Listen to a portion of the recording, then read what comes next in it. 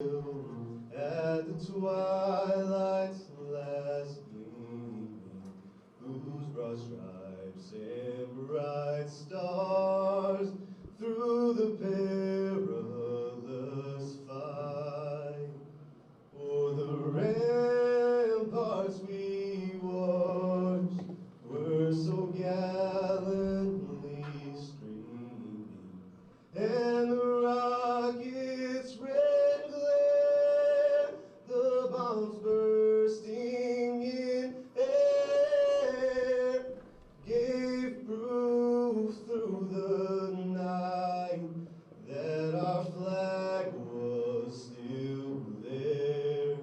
Oh, say does that star-spangled banner yet wave o'er the land of the free and the home of the brave.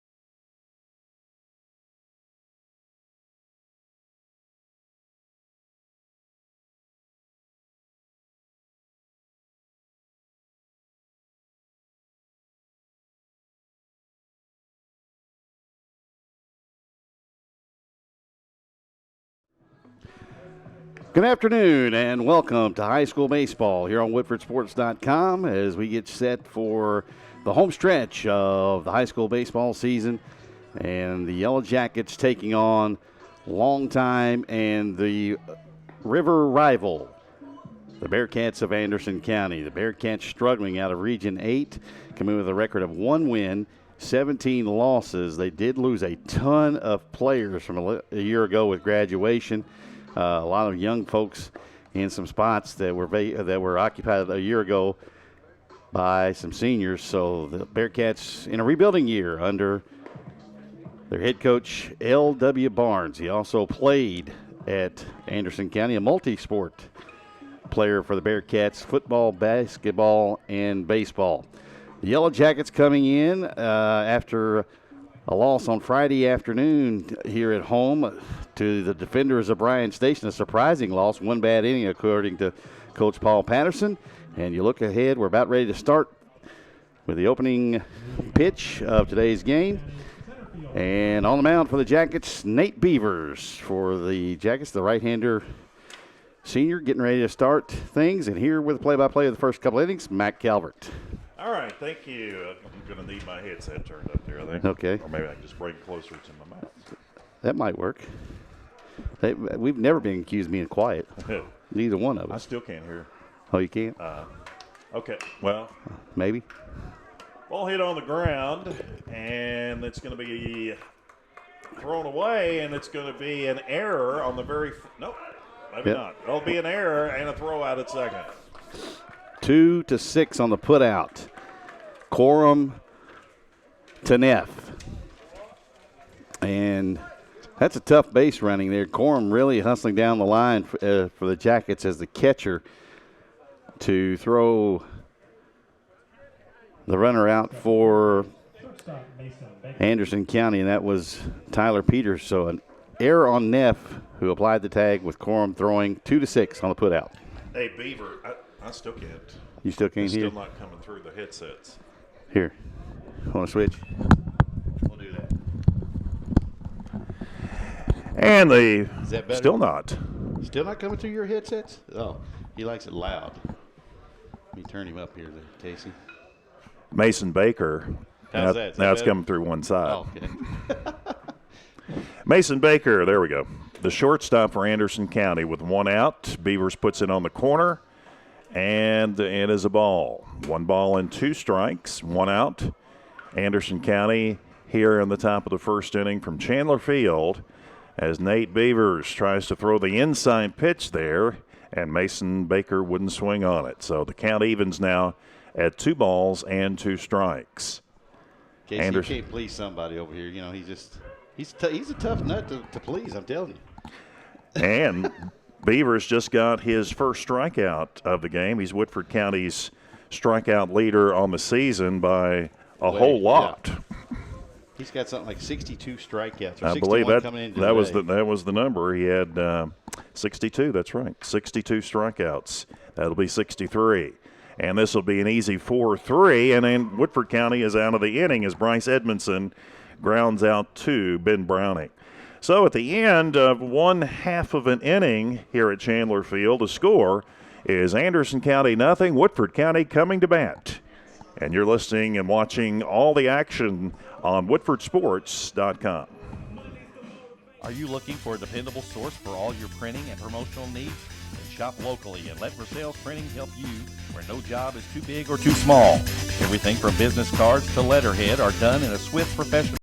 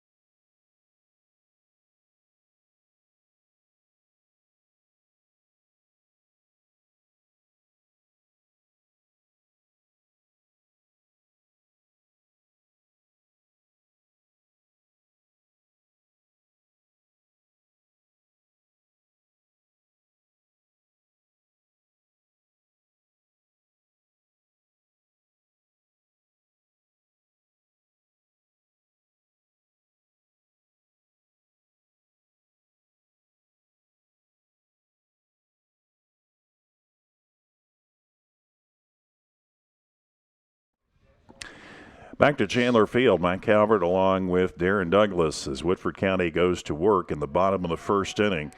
And this is the leading hitter on the Woodford County team, the leadoff hitter, Caleb McNeely, who really is putting the bat on the ball.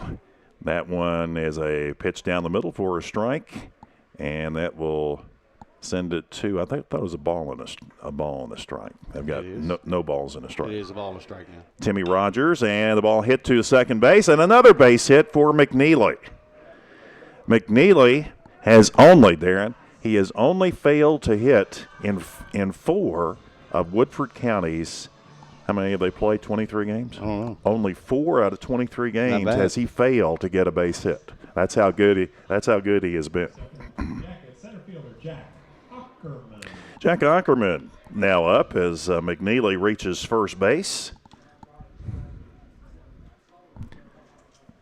Left-handed hitter. Woodford County trying to get something going here in the bottom of the first with a runner at first. And no outs. Ooh, a little bit. McNeely made it look closer than it should have been there, I think.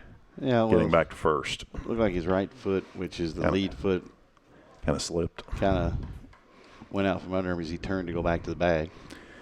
Rogers for Anderson County. And the ball hit up the middle and through second base. It'll be a base hit. And that's 2 base hits in a row. This one for Ackerman. And now the Jackets have runners at first and second with no outs. And Colin Enlow, the designated hitter, stepping to the plate. Enlow has been struggling, to say the least. He has only 1 hit in his last 7 games. So he is his average has dropped, in fact, from 333 to 262. So he is looking for better days, hopefully starting today. He is in parlance baseball. He's due, or way I overdue. thought you were going to say he's in a slump. No, he's way overdue. He is overdue. Rogers facing in low with 2 on. And the inside right under the elbow. We had misses. We've only had 2 batters, right? Mm-hmm. How we get 3 hits? Got me. They do have 3 hits up there, doesn't Is that new math? Yeah. That math that If you get your first 2 on, you get a bonus. You get a bonus run or a bonus hit. That math that we're not used to, Mike, back in our day. Ooh, a little curve action there, and it is a strike. Rogers looking good on that one. Nice little pitch underneath the hands of Enlow. 2 balls and a strike, so Enlow still ahead and trying to advance the runners here. And, boy, wouldn't you like to see him get a hit here? You know, with a 2-0 count, he was looking fastball, and he got a hook right underneath his hands. Couldn't pull the trigger. Rogers looks back, and then Enlow delivers, and Enlow fouls it straight back. So the count is even at 2 balls and 2 strikes. Jackets wearing their Houston Astros uniforms, as we like to call them. They're not as bad as those. They're not as bad as those. They're not as gaudy, no. They're gray and black and white, so nothing like the old Astros used to wear with those rainbow colors. Those things were loud. And a curveball is hit into left field by Enlow. It is run down by Blake Franklin for the out, and the runners return to their bases. Great play there by Blake Franklin. He saw the ball come off the bat. He had the right jump, and he was there. Made the play easier because he's left-handed with the glove side, but here's the problem. Colin didn't get all that. He hit that right off the end of the bat. Mm-hmm. You could hear when it hit the bat. It didn't make that nice little solid sound. It made a funk sound and got it out on the tip of the bat, out a little bit in front of that curveball. Rogers trying to fake a throw to second. There was nobody on the bag, so he retained the ball. Well, I saw that little step to third and throw to first move. Mm-hmm. That gets nobody. It happened twice. Ball Nice hit job. through the third baseman, and that will load the bases as McNeely decides not to try for home. And now the Jackets with 3 base hits in this inning. Well, good job by Franklin, the left fielder, though, for Anderson County. He charged that thing quickly. And he was only about 25, 30 feet from the infield grass when he fielded that baseball. And McNeely, even though the ball was hit on the ground, had no shot at trying to score here. Now, we may see some footing problems out in the outfield. Here's Parker Thomas. Parker only batting .224, but in his last 6 games, Darren, 7 out of 19, .368. So he is on the rise here as far as his batting is concerned. Hopefully he can bring a run home here. And will this one get down? Center fielder is charging, and Nice play. he did get it, didn't he? That'll be a sacrifice, and runners hold at first and third. And coming home will be McNeely with the first run. So a sacrifice fly by Charlie make that Thomas. And that will bring in a run and make it Woodford County 1. Nice play by Tyler Peters, the And center Anderson fielder. nothing. I thought that thing had a chance at finding grass out in right center field, but Peters had to come a long way. And then you like the high school effort that you see out of players? Sold out. Took a pounding on his chest when he came down. Now, here's a guy we haven't we only broadcast 3 games. Here's a guy we haven't really seen. And here's a stolen base attempt thrown to the wrong side of the bag, but he got him. Yep.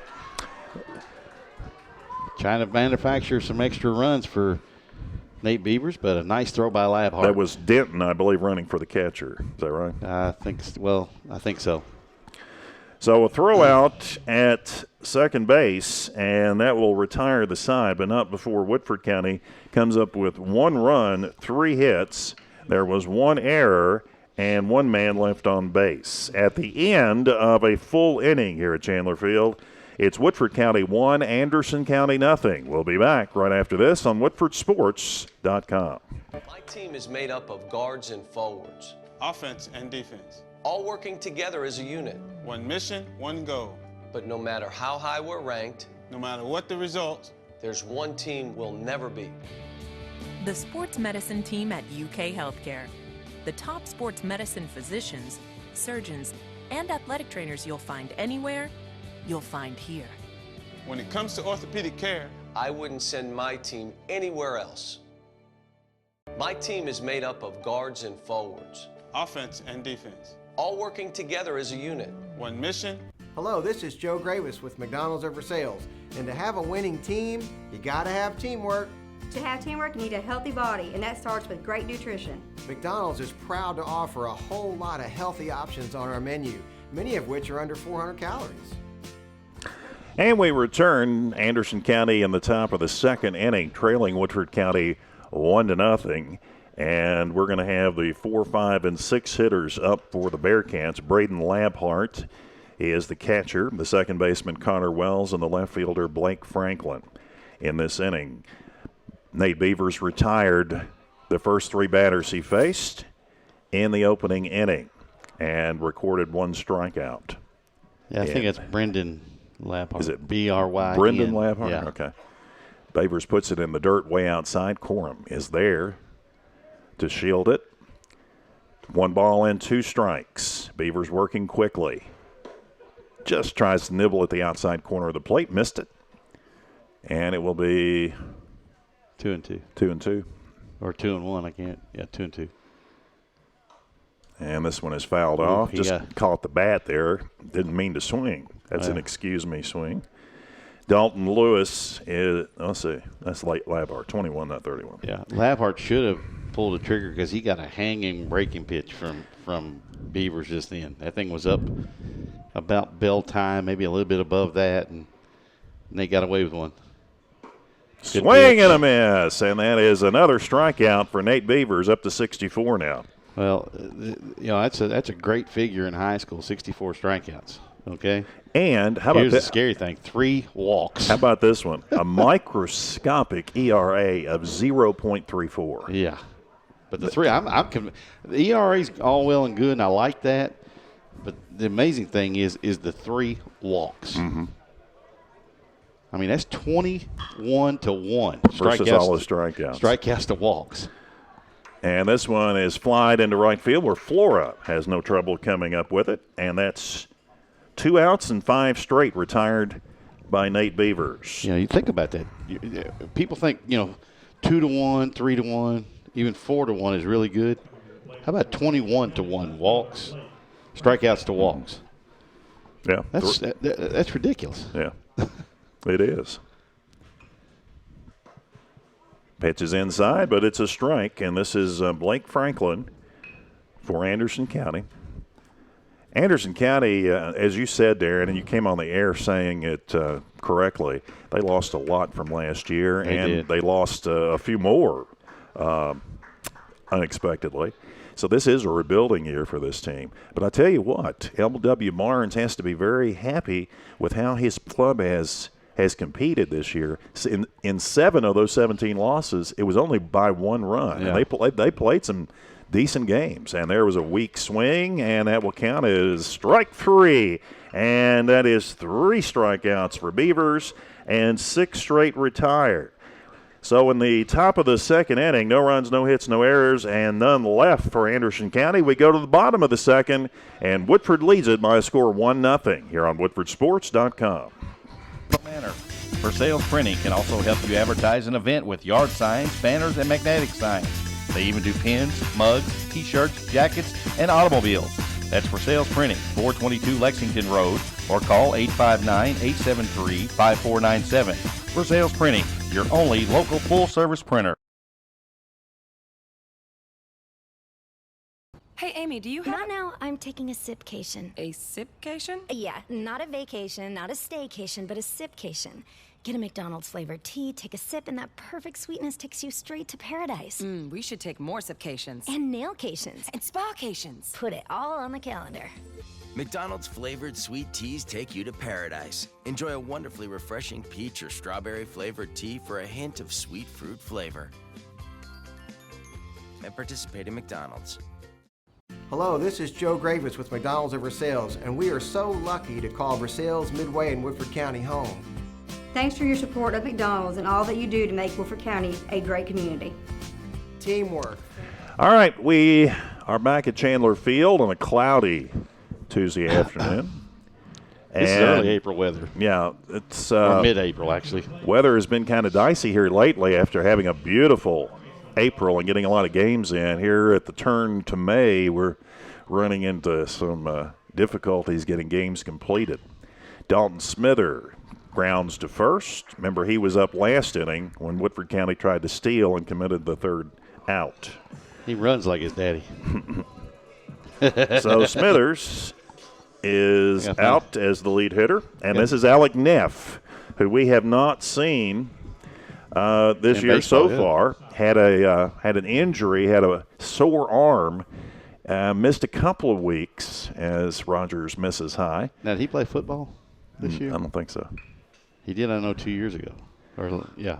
But obviously that situation has cleared up, and good that it was, because he was doing pretty well before that arm gave out on him. Right now it's 0-1 to Neff, who is playing the shortstop position this afternoon. Pitch by Rogers is up too high, and that will take the count to 2 balls and 1 strike. Woodford County with a run in the first inning. McNeely singled and scored on a sacrifice fly by Parker Thomas. Pitches outside by Rogers, 2 balls and 1 strike. Jackets are 11-11. Since our last broadcast, they are 1-3. Pitches outside again, but this one apparently caught the outside corner. And that will load the count at 3 balls and 2 strikes. I'm watching Rogers pitch, and he's not your typical motion as far as his arm motion. Watch, he comes right by his right ear. See how short arm that is? Yeah, struck him out. Yeah, it's not a long, it's not most pitchers you see reach back, and this one comes right by his ears, almost like he had some catching in him somewhere down the line. Catchers throw that way. Well, that's the first strikeout for Timmy Rogers. And this will bring up the freshman, the number 8 hitter, Ben Browning. Browning only this year at 154 average. Pitches outside, 1 ball and no strikes. He's been hitless in his last 5 games, 0-10. So let's get something going here. Rogers kicks and fires, hits the outside corner. Rogers looks like he feels more comfortable with that breaking pitch than he does his fastball right now. He's on his release point. At least with the breaking pitch, he's thrown more consistently for strikes here in the first couple innings. Infielders all in the dirt, and he missed with that one. 2 balls and 1 strike. Kind of surprised with some pretty decent speed at the plate that the third baseman is playing back so deep in Lewis. And a good rip down the left field line. This is maybe 2. Just foul. Was it foul? Just foul.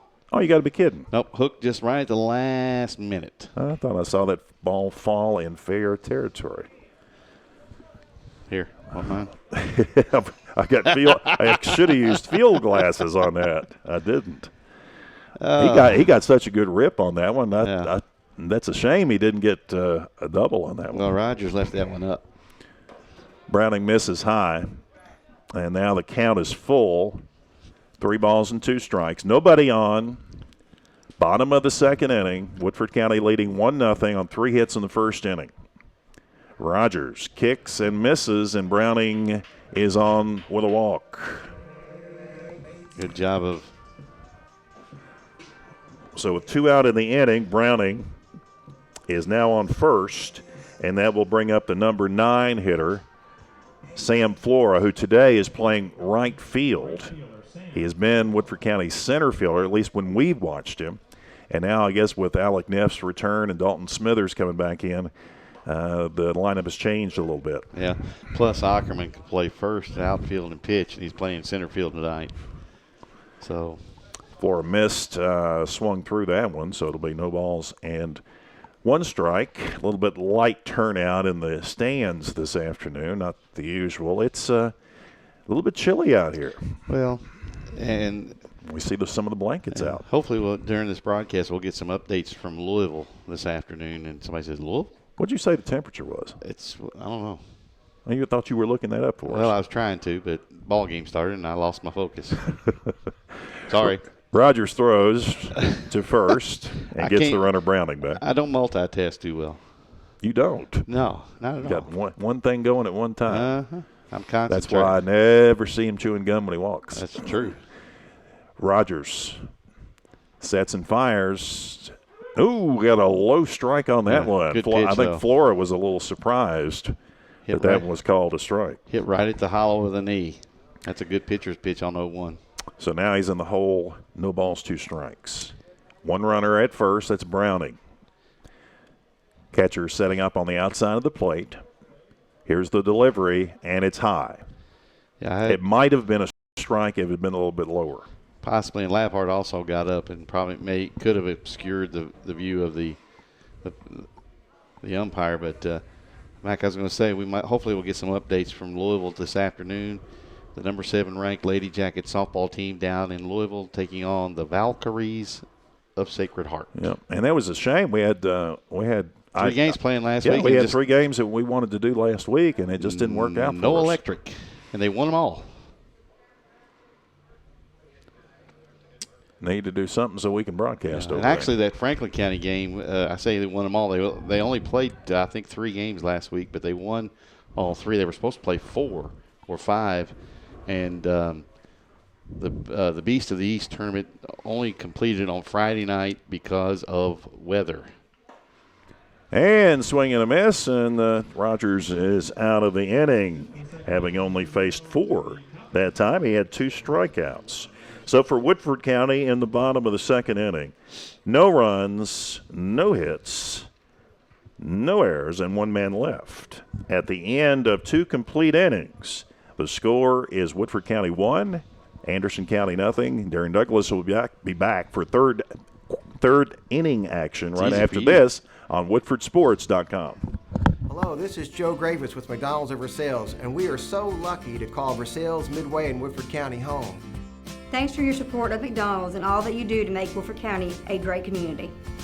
Teamwork, family, community, and service. That's what Gravitz McDonald's is all about, and more important. Thank you for letting Jack Kane Ford keep your family safely on the road for generations. 54 great years. Jack Kane Ford makes buying a car fun, easy, and fast. 60 minutes guaranteed. You're driving away in the vehicle you choose. That's Jack Kane Ford. Wonderful selection of back row Joes from $1,500 to $12,000. Best service anytime. Plus, you get a 3-day money-back guarantee on all vehicles other than back row Joes. Jack Kane Ford. Depend on it. Jack Kane Ford. And we return to Chandler Field, inning number 3 between Woodford County and Anderson County. And here is my partner, Darren Douglas. Top of the 3rd inning, and the first pitch is a strike to the leadoff man and pitcher, Timmy Rogers. Beavers has sat down 6 in a row, and a swing and a miss on a pitch out away from him, 0-2. Beavers with 3 strikeouts through the first 2 innings, all by swinging. Misses away with a fastball, a ball and 2 strikes now to his counterpart on the mound, Rogers. You don't see a lot in high school baseball, a pitcher batting for himself, but Rogers here, and there's another strikeout for Beavers. Number 4 on the day as Rogers swings and misses. This is Beavers' 7th start of the season. They don't keep the wins-losses totals here, but he just passed Parker Thomas for number of starts so far this year. So 4 strikeouts in the first 3 1/3, and a pitch on the outside corner, a strike, 0-1 to Carson Alexander, the right fielder. And Dalton Lewis at third baseman will follow him. Ground ball 3rd. Smithers on over to Thomas. 2 gone. Room service. In low with a very soft That's actually bouncer. Smithers over there. That's Smithers over there. That's Smith. Oh, yeah. Yeah, Smithers. Inlow is actually the designated hitter today. It brings up the third baseman, Dalton Lewis, now for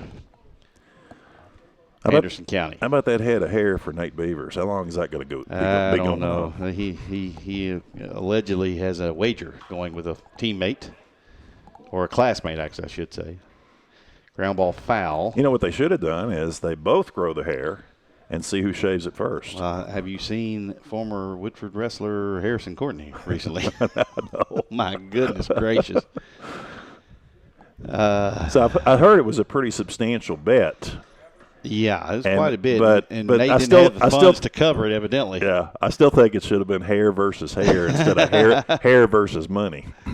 Well, I think the other party made the wager, and Nate accepted.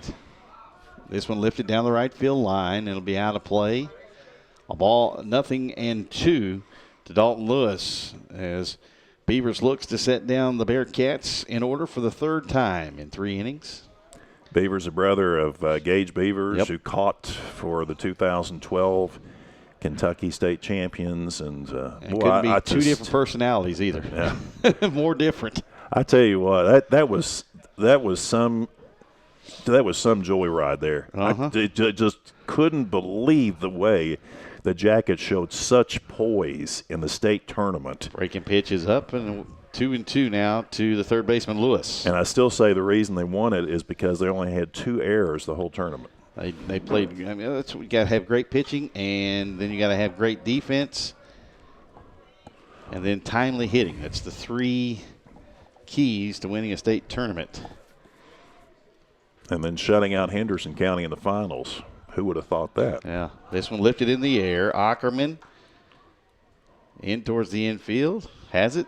Inning over. So another 1-2-3 inning for Gage Beavers and the Jackets. We're through 2.5 here in Versailles. The Jackets lead Anderson County 1-0 on WoodfordSports.com. Deal every time. Lexington Road, 5 minutes from New Circle. I'm Louis Gaver with Sutherland Chevrolet. Come see us. We'll show you how we make buying a car fun again. Sutherland's the only dealer in the state to be awarded the prestigious GM Mark of Excellence Award. And we're easy to get to, just 6 miles past the Fayette Mall. No hassle, just the Sutherland advantage. For price, service, and selection, nobody beats a Sutherland deal. Sutherland Chevrolet. Kentucky's best Chevy deal. We'd like to introduce the all-new McDonald's McChicken Sandwich, but we can't. You see, the McChicken Sandwich isn't all new, and that's the point. It's tender, juicy chicken you've been loving all along, with the same peppery crunch on the outside. It's 100% brand not new.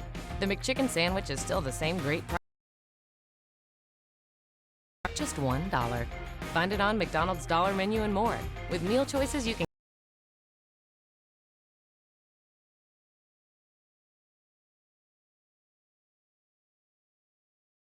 teamwork. To have teamwork, you need to. Back field here in Versailles, an overcast day in central Kentucky where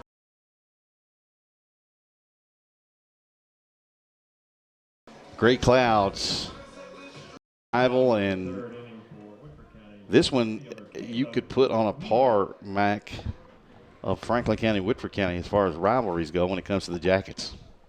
Because back in the day, it was heated, especially on the football side of things. Sure enough. So we got a few football players mixed into this bunch. On both teams. I recognize the Labhart kid. I think he's a running back for him.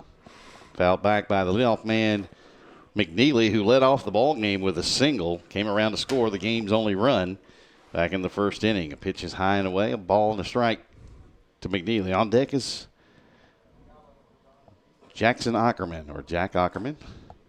Trying to think if he's related to the guy that I know by the name of Ackerman.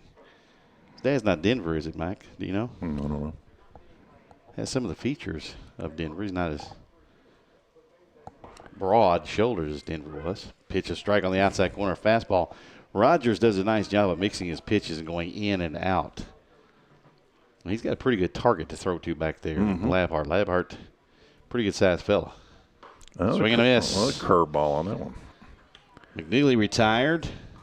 McNeely already with a base hit, and he was the one who scored the run on a sacrifice by Parker Thomas in the first inning. Strikeout number 3 for Timmy Rogers. He's walked 1, giving up the 3 hits, all in the first inning for Woodford County. Ackerman followed the McNeely single with one of his own. This one he drops down the third base line, charging, throwing, not in time down the right field line, and Ackerman thinks better of it. Well, he had a shot at going. Once he saw it picked up the baseball, he should have taken off because it took the right fielder, Alexander, a little while to get over there. But a bunt single for Ackerman, who's now 2 for 2. And not an error on the throw because Ackerman, you can't, number one, assume the out at first, but Ackerman had it beat as he caught the third baseman, Lewis, playing deep. So Ackerman at first with one gone. Inlow flew out back in the first inning. He was the first out of the ballgame, takes a strike. And got a good cut at it, Got too. a really good swing, but he caught it off the end of the bat. I think if he had barreled it up a little bit more, he may have been able to hit the ball over Franklin's head, who is backed up about 4 or 5 steps than what he was the first inning. He is back. He's still backing up. Yeah, well, I think that's Coach Barnes, the head coach, L.W. Barnes, here near the first dugout He's here. saying, remember this guy? Well, he was signaling him to go back, and he said, no, come in. And I watched Franklin. Franklin's out there throwing his glove up going, well, do you want me to come in or go back?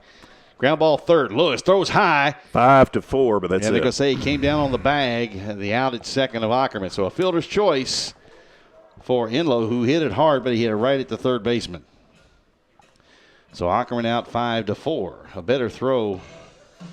They may have had a shot at Inlow, but nonetheless, nothing doing.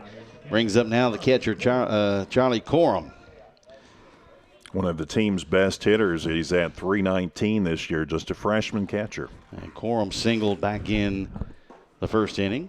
Takes a pitch low, a ball, 1-0. Charlie recently 2 for 4 against Bryan Station in a game that the Jackets were way ahead 5-1 and lost it down the stretch. Had a meltdown defensively, according to Coach Patterson. Pitch away, 2-0 to Corum. I don't believe Bryan Station has that good a record, do they? Yeah, they were 3 and something coming in, but not a good loss. Woodford aided in that by throwing the baseball around. I think Coach Patterson said they had 4 errors that led to some runs against the Jackets. Pitch on the outside corner, a strike.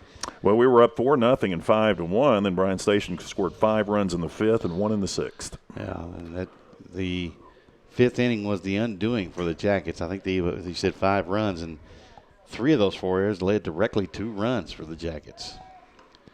I tell you, Rogers likes to keep that first base runner close, doesn't he? He's thrown a lot over there today, and it doesn't matter who it is. Well, I don't think Inlow is a tremendous threat to steal. Maybe now, if you were the pitcher, would you throw to first? Well, he might be. He's got some decent speed back in as Rogers throws over there again.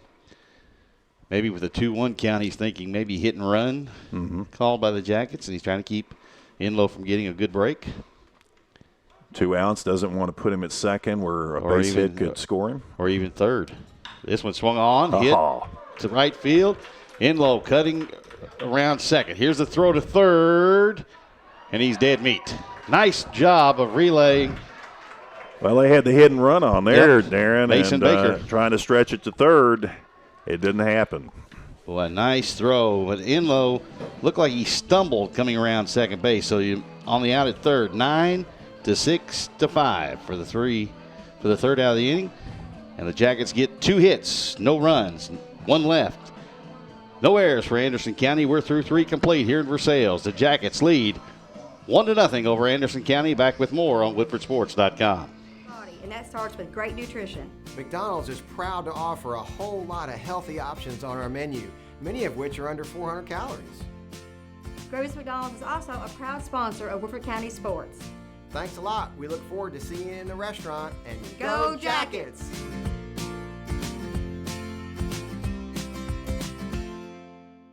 My team is made up of guards and forwards, Offense and defense. all working together as a unit. One mission, one goal. But no matter how high we're ranked, No matter what the results, there's one team we'll never beat. The sports medicine team at UK Healthcare. The top sports medicine physicians, surgeons, and athletic trainers you'll find anywhere, you'll find here. when it comes to orthopedic care, I wouldn't send my team anywhere else.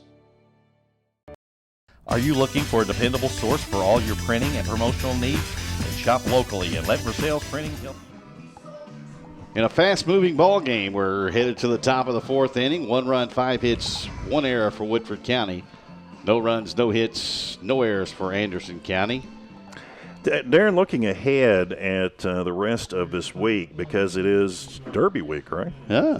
Anderson County today. Sayre will be at Sayre tomorrow at 5:30. Casey. Just knocked Casey upside the head here. Bryan Station, that'll be away at Bryan Station 7:30 on Friday. And then it will be Derby Day game, 12 o'clock noon against Here's Collins. a nice catch out in left field by Caleb McNeely on a line shot by the leadoff man, Tyler Peters. So all those games still remaining this week. And, again, the Collins game here at Woodford County will be on Derby Day, and it will start at noon. And just for fans that might want to go down to Frankfort, pitch away a ball to Mason Baker, who is one of the strikeout numbers posted by Beavers here in the first 3 1/3. Fastball at the knees, a strike on the outside corner, 1-1. That Western Hills game the other night, that was some controversy about wanting to play it or not, with lightning going on around us and severe rain. It will be made up, or the resumption of the postponed game from April 26th will be on May the 9th. So and they're saying game time set for 5:30 down in Frankfort. Pitch is inside, 3-1 now. These two teams to Mason Baker will link up in the final game of Woodford's regular season. This will be at Anderson County, and that will be on May 21st, Saturday, May 21st. And this one a ball high and inside. And the first base runner for Anderson County becomes a one-out base runner, Mason Baker. So I can say it now. The perfect game is gone. And that's, yeah, as you said, first base runner, right? Yep, 3 1/3 innings. A perfect baseball pitch by Nate Beavers. You don't ever talk about a no-hitter or a perfect game. And this next one is hit him on the forearm. So a walk and now a hit batter. Paul Patterson. And something all of a sudden has Beavers overthrowing. And that's maybe what Paul Patterson is headed to the mound about. Yeah, looked like he is trying to overthrow maybe. And it might be maybe the fact he's 12 outs away from he's perfect game. Three innings just mowing him down, and then all of a sudden he gets one out in. Yeah, a walk and a hit batsman on the first pitch. So Anderson with now the tying run at second, the go-ahead run at first. And nobody said a word. He called the infield in, the pitcher and the catcher together in Corum and Beavers, and the guy that did all the talking was the head man. That's usually what they call a purpose meeting. All right, well, he's got to bear down now. He's got runners on. Throw up a 6-4-3 here. This is in the dirt because he's got a prime candidate for it in Labhart, who runs pretty well on the football field because he's going one direction. Ball and no strikes. Yep, pitch is high, 2-0, and looks like his release point all of a sudden is vacated because he's high. He's pulled Corum out of position the last two times. Yeah, he's starting to throw high a lot, so his release point has vacated him a little bit. The 2-0, and Labhart had a good swing and a fastball about thigh high. Didn't make contact, so it's 2 balls and a strike now to the Bearcat catcher with 2 on and 1 out here in the top half of the 4th inning. Fastball on the outside corner right at the knees. 2-2 now. And as you said, we backed up there. He'd only walked 3 people all year. And he's walked 1 here and hit 1. This one, Labhart just got a piece of a breaking pitch. Oh, that's nice breaking pitch. pitch. It was diving away from Labhart, and he barely got the tip of the bat on the ball to stay alive. 2 balls, 2 strikes. The lead runner, Baker, at second, drew a 1-out walk, and he threw it right by Labhart. Well, that visit to the mound may have settled him down. Maybe. 2 outs now with 2 on, and Labhart walking back to the dugout with just shaking his head because he got a pretty decent pitch to hit there on the inner half of the plate, but Beavers won that one. So 2 outs now with 2 on. Fastball, outside corner strike. 0-1. I think he just had a little brain cramp there, huh? Well, usually when the head coach goes out, who's also a former pitcher, and he does all the talking, fouled back. 0-2 to Connor Wells now. And nothing like working that cramp out and getting back on schedule here. Yeah. And that's what he's doing. He's back on schedule. But when the head coach comes out and he talks to you, and he's a former pitcher, and you do nothing but shake your head up and down, yes, breaking pitch in the dirt, A ball and 2 strikes to Wells now. Good pitch because he's up 1-0-2. Wells lined out to left field on a nice diving catch by McNeely back in the second inning. This one lifted in the air to the right side. Incoming is Flora. And he goes to one knee and makes the grab. Inning over. The 1-out walk and hit batter leaves him stranded. No hits, no runs, no Woodford County errors. 2 left. We're through 3.5 here in Versailles. Still remains Jackets 1, Bearcats nothing. Back with more on WoodfordSports.com. Where no job is too big or too small. Everything from business cards to letterhead are done in a swift, professional manner. Versailles Printing can also help you advertise an event with yard signs, banners, and magnetic signs. They even do pins, mugs, t-shirts, jackets, and automobiles. That's Versailles Printing, 422 Lexington Road, or call 859-873-5497. Versailles Printing, your only local full-service printer.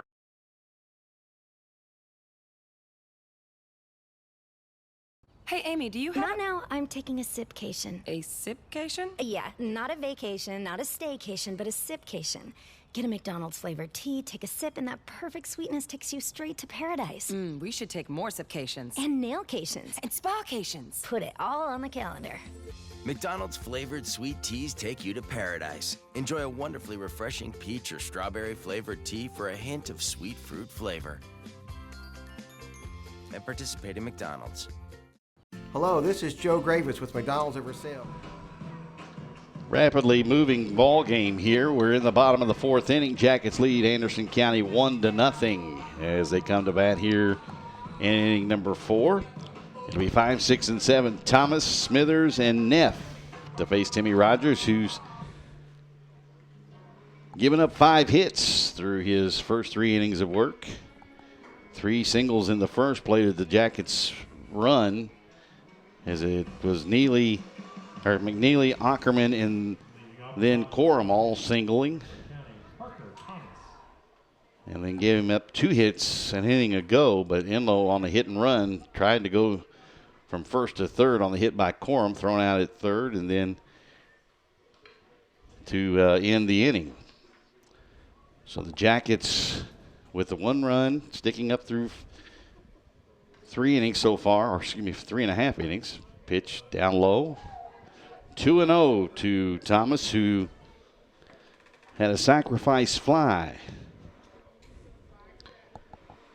back in inning number 1 to plate the Jackets' run. With 1 out, he flew out to right field and played with McNeely. And briefly speaking to him the last time that we had a game, I asked him about his play this year, and he was a little down about his play at the plate.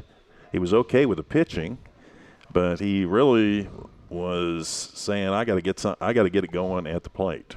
And he has gotten it going at the plate here in the last 6 games. As we told you, he's raised his average to 224, but he's gotten a bunch of hits during that period of time. And he gets another one. Yep, 3-1 pitch hit right back up the middle on the ground for a single, a leadoff variety. And the Jackets have another base runner. So Woodford putting pressure on the Anderson County defense again. And third baseman Dalton Smither, who grounded to the second baseman. This is only his 14th game of the season. Back in the second. I think he also had some surgery, I do believe, if I'm not mistaken, from a football injury where he separated his shoulder. Batting .300 and limited at-bats this year. Playing third base today. If I'd known whose son this was, I'd be giving him a hard time at school a lot more. This one bunted foul. You can tell he hadn't been asked to bunt a lot. You don't think so? No. You didn't like that stance? Didn't like the technique. No, you try to bunt a strike, and that pitch was low, and he had to drop the bat head down. Mm-hmm. Want to keep the bat head above the knob of the bat. Pointed toward third? No, you just want the bat head above the knob of the bat. That way you can control the bat a little bit more. The 0-1, he bunts at it again. I think he's going to have to swing at this one. Yeah. And it's 0-2 to Smithers. trying to get that extra run if they can get the runner over with nobody out.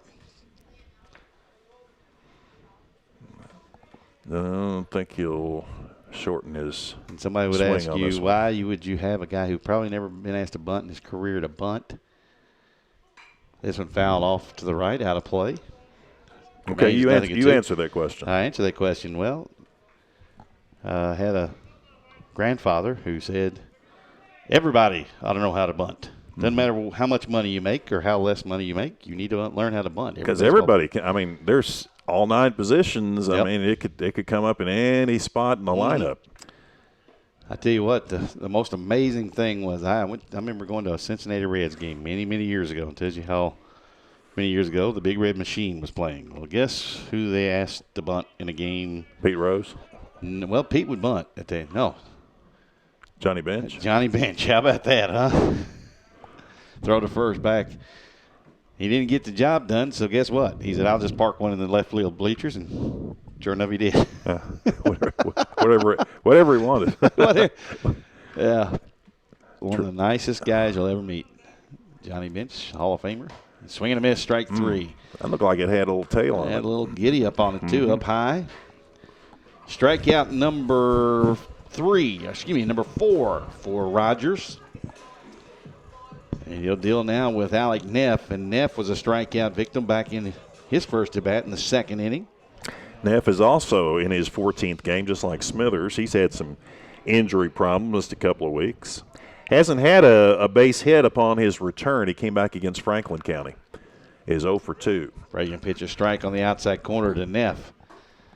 Now, Neff would be well suited here as you look at the defense for Anderson County. Lewis in on the grass about 3 steps, backs up a couple of steps now. But he needs to push this down the first base line or try to get it as they throw to first. Almost threw it away. Nice play by Edmondson over at first. But if they throw, if Neff tries to get this down the first base line, he's got to make the first baseman field it.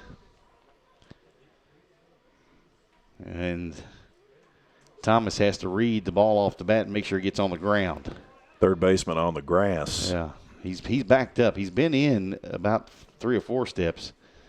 And you talking about Pete Rose, one of the most daring things you've ever seen in your life was he was in the 76 World Series, literally down the throat of Mickey Rivers. He was halfway down the line. He was only about 45 feet away from Mickey Rivers when each pitch was delivered, and sometimes closer. And consequently, the Reds win it in 4-game sweep. And how many hits did Mickey Rivers have? 0 for the World Series, yeah. Took the bunt away from him. Mickey wasn't a terrible hitter. This one lifted out of play to the right, foul. 2 balls, 2 strikes now to Neff. But it's all about bat control. The best bunter I ever saw, of course, was a pitcher. Pretty good athlete in his day. Don Gillett. Mm-hmm. Pretty good athlete. Throw over to first by Rogers. Who is the best pitcher batter you've ever seen? Well, Fernando was pretty good. Of course, I think he swung like he pitched. He closed his eyes. For those that don't know what I'm talking about, Fernando Valenzuela of the Dodgers, he used to close his eyes right before he delivered the pitch as a pitcher. This one fouled down the left field line. Neff caught that one high and drove it out of play to left. Got a little bit out in front of it, too. Best pitcher batter, Fernando was pretty good, but Don Gullo was pretty daggone good, too. What about Kurt Schilling? Schilling, no. Not Kurt Schilling? No. Well, who am I thinking of? I thought it was Kurt Schilling. I have no clue who you're thinking about. Greg Maddox was pretty good, pretty good at the plate. And talking about controlling his pitches, he could control the bat, drop a bunt down wherever he wanted it. Swing and a miss, Neff is done. And for the second time today, Neff is a strikeout. He's timing might be a little bit trying off. to get his feet wet here and trying to get back in form after missing some time. 5 strikeouts now for Timmy Rogers, the Bearcat pitcher, who's matching Nate Beaver's strikeout for strikeout right now and pitch for pitch. He's given up 6 hits, but only the 1 run. Rogers. Breaking pitch on the outside corner, a strike. Rogers has pitched well, even though he's given up 6 hits. He's got enough giddy up on his fastball that you can't move up in the box a little bit to catch that breaking pitch before it really breaks. He's limited the Jackets to just that one run on the board. Pitch is high. That looked like a knuckle curve. And that run score, they had an error in that first inning too. No, that was Woodford had the error. Remember, threw overthrow first. Oh, that's right. Yeah, because Ackerman did not. Right. Yeah.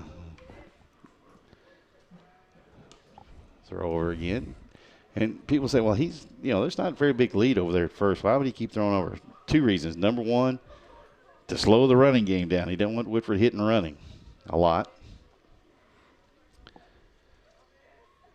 Off and running, as I say that, off the glove at third of Wells, but it'll go as a 5-6-3 put out as Browning hit it hard. Went off the glove of the third baseman over there, Lewis. Slowed it up. I thought it would slow it up enough to get the runner to first, but it did not. Nope. No runs, one hit, no errors, one left. We're through 4. Matt Calvert back in the 5th inning here on a good one.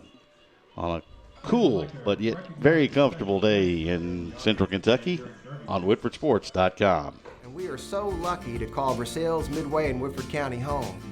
Thanks for your support of McDonald's and all that you do to make Woodford County a great community. Teamwork, family, community, and service. That's what Gravis McDonald's is all about. And more importantly, that's what this community is all about. On behalf of all of us at Gravis McDonald's, we just want to say thanks.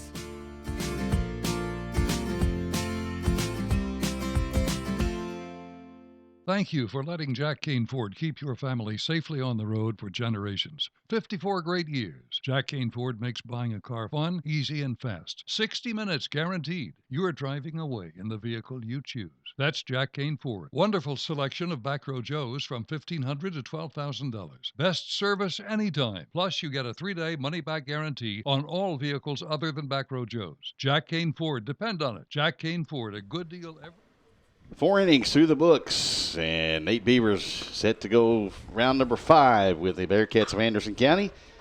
And here's my buddy Matt Calvert with the play-by-play. Well, that broke up the no-hitter as leading off here in the 5th inning, Lampart singles into left center field. Actually, it's number 9. Should be Connor. Should be Blake Franklin. What happened here? Oh, I'd missed the strikeout of Lampart. And what about the other one? That was a fly ball out to right. I don't know what happened to me there. So a single, Mac, and it was a solid single. And here's a pass ball now, too. So Blake Franklin got the single. Yep. That's the first hit off Beavers, and now the pass ball is going to take Franklin into scoring position, and he is the tying run at second base with no outs. Well, I tell you what Franklin did, Mac, is exactly what you should probably do. Nate tried to get across to go ahead, a get ahead fastball about bell tie, and Franklin jumped all over the first pitch. Rogers trying to set for a bunt that would move the runner to third with just less than 2 outs. And let's see if he goes at it again here. 1 ball and 1 strike. He sets to bunt. Here's the pitch. Misses the outside corner. 1 ball, 2 balls and 1 strike. Now this is Timmy the play. Rogers. This is the play to make if you're Anderson County. But if you're Rogers, you got to get the bunt down the third base line. You got to make the third baseman Smithers field the bunt. You got to bunt it hard enough where Smithers has no choice but to field it. Well, he put it in a perfect spot there as Rogers did not want to go with the pitch that far wide, but it caught the plate, and it's 2 balls and 2 strikes, and Rogers asked for time. But if you're Rogers, if you're Beavers, now with 2 strikes, you're not going to get a bunt, I don't think, from Rogers. But if you're Beavers, if you seem to, well, he's going to turn it square. Squares for the bunt over the head of Corum and a foul ball. Well, it'll be a strikeout, though. It would be a strikeout, yes. That's strike 3. Yeah. Interesting, it was the play to have, and Nate gave him a breaking pitch, which generally is a good pitch to bunt because if you get it early enough in the zone, you can drop the bunt down.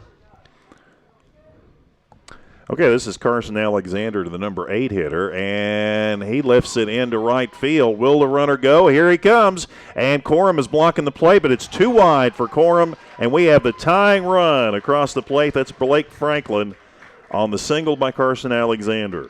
Well, if Nate was in position to back up. Nice job by Corum. Somebody should have been paying attention. Franklin stepped totally over the plate. They could have gotten an easy out.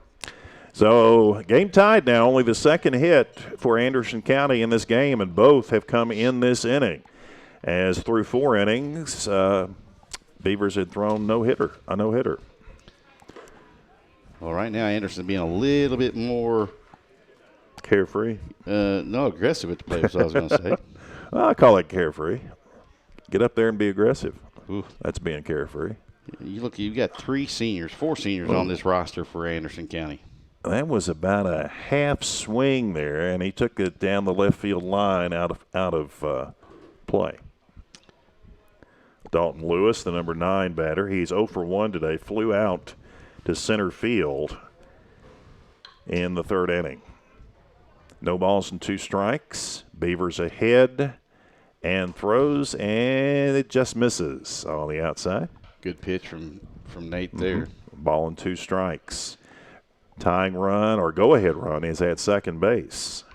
That is Alexander. Foul back. I got a text message from my buddy a while ago. I say my buddy. Well, he was a high school foe in basketball. Now he is also an Anderson County resident whose daughter just signed to play basketball next fall or next winter in Georgetown College. Dalton Lewis tried to pull back, but he apparently went too far on the swing and got the strikeout. Lewis didn't like it, but Coach L.W. Barnes telling him, yes, you did. I around. I think he did. I think it was an easy call for the home plate umpire. Not much of a question on that, I don't think. Now we go to the top of the order. 2 outs, Tyler Peters, and he's the center fielder. Takes a ball in the first one. So Anderson County has tied the game here in the 5th inning on an RBI single by Carson Alexander. Foul ball back. Anyway, the guy I'm talking about, Mac, still the 3rd all-time leading scorer at Georgetown in his playing days. You know who I'm talking about? Mm-hmm.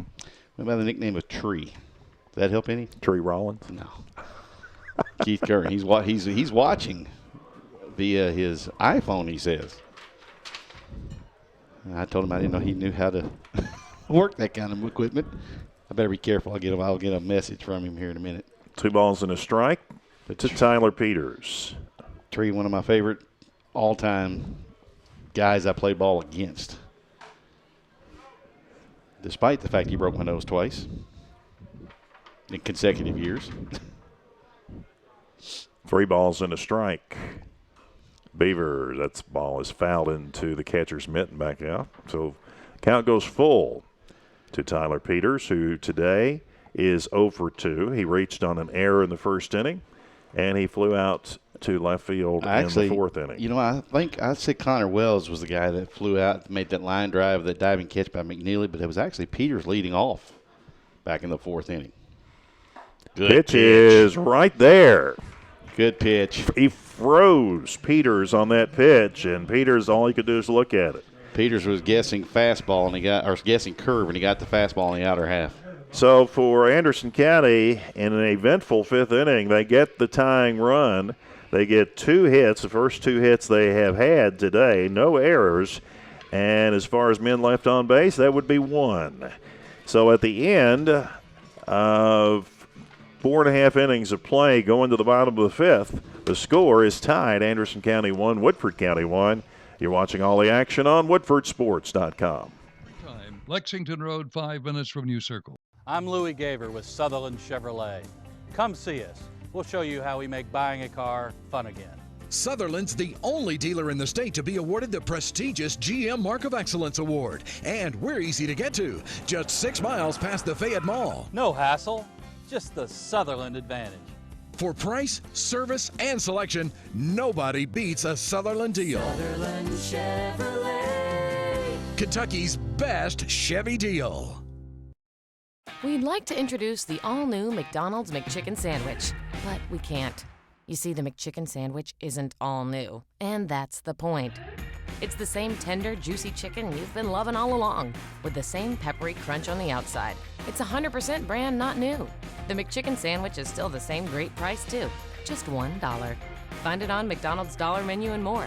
With meal choices you can count on at prices you'll be loving. Prices and participation may vary. Hello, this is Joe Gravis with McDonald's Over Sales. All right, so we return to Chandler Field on a cloudy Tuesday afternoon. And we look for Woodford County to come up with its number 9, 1, and 2 hitters in the bottom of the 5th inning. Timmy Rogers has 5 strikeouts. He did not start out as a strikeout machine, but he has been throwing some strikeouts here lately. First pitch to Sam Flora, the number 9 hitter, misses on the outside. 1 ball and no strikes. Up this inning will be McNeely, the left fielder, and Ackerman, the center fielder. Again, got the corner. Most of those strikeouts have come via that breaking pitch. He did get McNeely back in the 3rd on a fastball.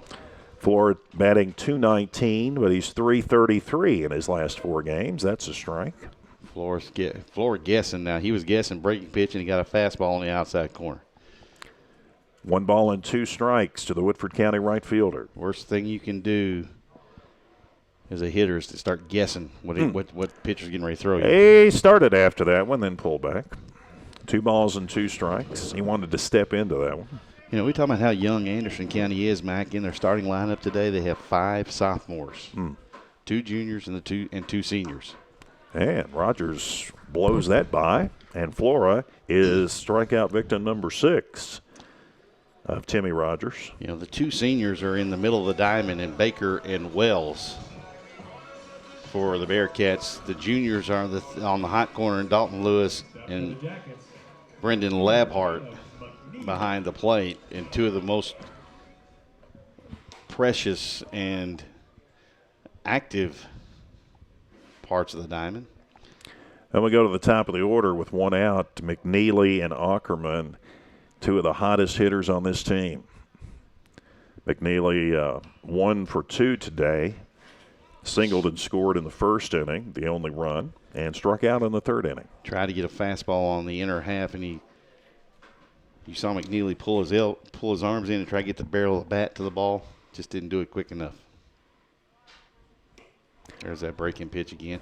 As we mentioned, how well he has played this year, Darren. He is in his last 19 games. He has only had 4 games in the last 19 where he has not gotten a base hit. So he can be counted on every time he steps to the plate. Well, to get at least 1 hit in every game. And the thing is, too, you know, he swings at strikes. He doesn't chase too many bad pitches. 2 balls and 2 strikes, and that loads the count at 3-2 to Caleb McNeely, Woodford County's left fielder. I don't know what other pitchers Anderson County has, but you're looking at the ace for the next couple of years.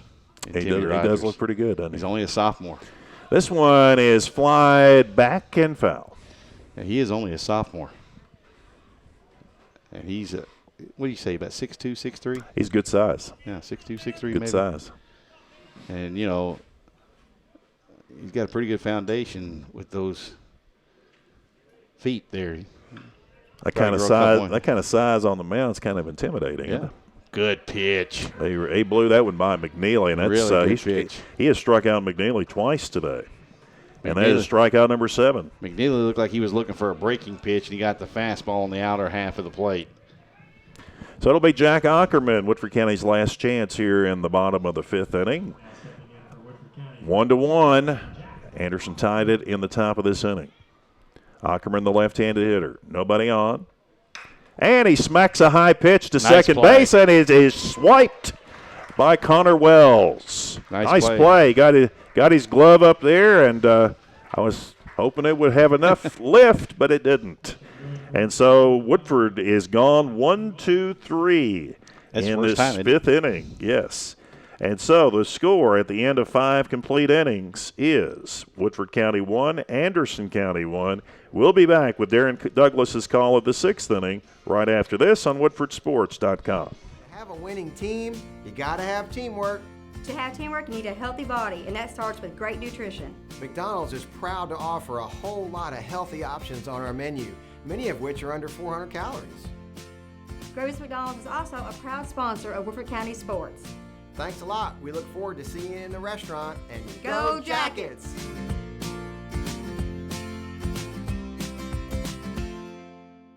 My team is made up of guards and forwards, offense and defense, all working together as a unit. one mission, one goal.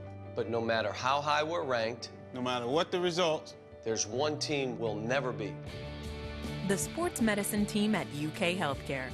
The top sports medicine physicians, surgeons, and athletic trainers you'll find anywhere, you'll find here. when it comes to orthopedic care, I wouldn't send my team anywhere else. Are you looking for a dependable source for all your Back, and here's Darren Douglas with the call of the 6th inning. First pitch is fouled back from Nate Beavers. Beavers has given up two hits tonight. 1 run, 2 hits. It all came in the last inning. This one grounded up the middle. Off to his left is Neff. Can't come up with the baseball. And it'll be an infield single for the leadoff man, Mason Baker, his first hit of the afternoon. So a leadoff man here in the 6th inning for Anderson County in a 1-1 game. So Beavers cruising through 4 innings, but he has been touched up for 3 hits in the last 2 innings. In the last inning plus. He does have 8 strikeouts today, though. He has a walk and a hit batter. So 60 or 70 strikeouts with 4 walks and almost hit him again. I don't see how that avoided hitting him. It looked like he threw it right at the 2-3 there. This is Bryce Edmondson. He was the guy who was plunked by a Nate Beavers pitch back in the 4th inning. Well, that almost hit him. Pitch is a strike on the inner half, and that's the pass ball. Gets by Corum. Down to second goes the lead run. Mason Baker. We're looking kind of shaky right now. So Baker leads off with a single, an infield single. Goes to second 2 pitches later on a pass ball on Corum. And a 1-1 count to Edmondson. This one lifted into foul territory. Thomas has it. Now he needs to run it back in. Catch it. Turn and see what the runner's doing, but now run it back into the infield. He certainly was aware that there was a runner that might tag up at second, and as soon as he caught that, his eye was peeled to second base. Brings up Brendan Labhart, the catcher for Anderson County. Labhart today 0 for 2. He struck out both times. This is the cleanup man, and they got him at third base. Nope. They didn't get Ball him? came free of Oh, Smither. my goodness. He had him.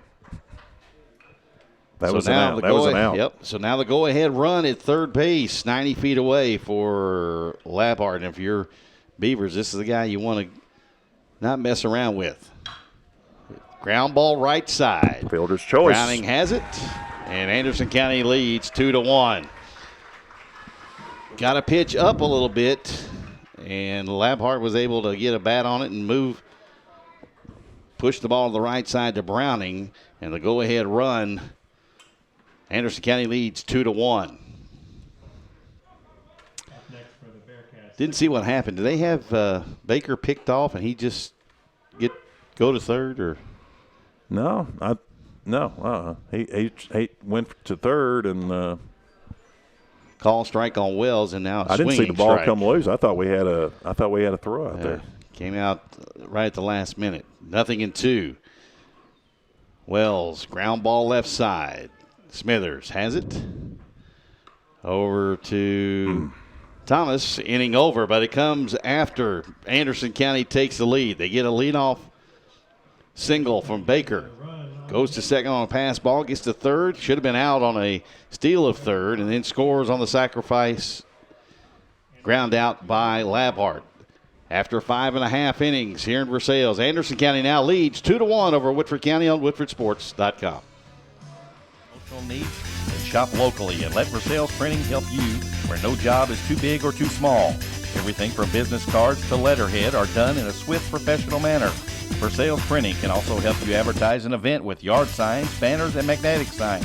They even do pins, mugs, t-shirts, jackets, and automobiles. That's Versailles Printing, 422 Lexington Road, or call 859-873-5497. Versailles Printing, your only local full-service printer.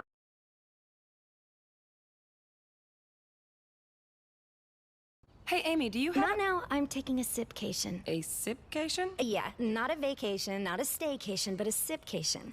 Get a McDonald's flavored tea, take a sip, and that perfect sweetness takes you straight to paradise. We should take more sipcations. And nailcations. And spacations. Put it all on the calendar. McDonald's flavored sweet teas take you to paradise. Enjoy a wonderfully refreshing peach or strawberry flavored tea for a hint of sweet fruit flavor. And participate in McDonald's. Hello, this is Joe Gravis with McDonald's of Versailles, and we are so lucky to call Versailles Midway in Woodford County Back home. to Chandler Field, Thanks for your where support of the McDonald's and all scoreboard that you now do to make says Woodford Anderson County County a 2, great Woodford community. County nothing. 2 runs, 3 hits, no errors for Anderson County. 1 run, 6 hits, 1 error for Woodford County. Colin Enlow will lead off the designated hitter for the Jackets. He is 0 for 1 and a fielder's choice. This one lifted in the air to right field. The right fielder coming makes a shoestring catch, or actually a knee-high catch, and that's Alexander. So 1 pitch, 1 out here in the 6th inning. Brings up the catcher, Charlie Corum, who's 2 for 2. He singled twice today. He singled to get the bases loaded in that first inning for Woodford County. Set up a sacrifice fly from Parker Thomas to drive in the Jackets' only run. Had a couple of hits in the Bryan Station game. He had been hitless in 5 games up to that point. Takes a strike from Rogers. 0-1. The problem is, too, his next single, though, was a hit-and-run variety, and Enlow stumbled coming around second and was thrown out. Corum lifts this one deep into left field. It'll go foul. He gave that a ride. Yep. Hit it hard, but it tailed foul at the last minute. And we're looking at right now the one of the 2 guys on the team that have hit home runs this year. Corum is one. I believe Neff is the other one, isn't he?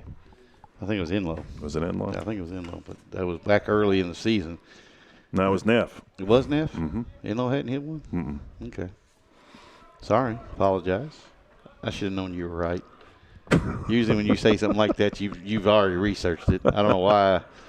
Been together a long time. I don't know why I doubted you. Well, you know, I can be wrong from time to time. Pitch is high.